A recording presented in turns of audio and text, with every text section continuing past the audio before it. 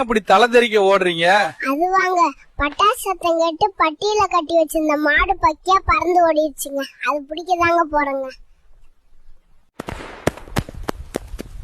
சோச்சோ, மாட்டை புடிச்சிட்டீங்களா? மாட்டை ஒரு வழியா இப்ப புடிச்சிட்டாங்க.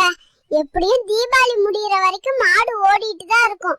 இந்த தீபாவளி சத்தமா இல்லாம சந்தோஷமா இருந்தா நல்லா இருக்குங்க. ஓ, பட்டாசே வெடிக்க கூடாதுன்னு சொல்றீங்களா? நான் அப்படி சொல்ல வரலீங்க.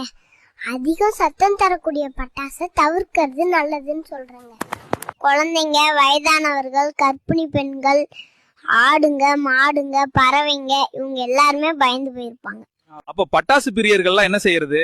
அவங்க எல்லாம் ஒலி கம்மியாவும் ஒலி அதிகமாவும் இருக்கக்கூடிய பட்டாசு வெடிக்கிறது ரொம்ப நல்லதுங்க.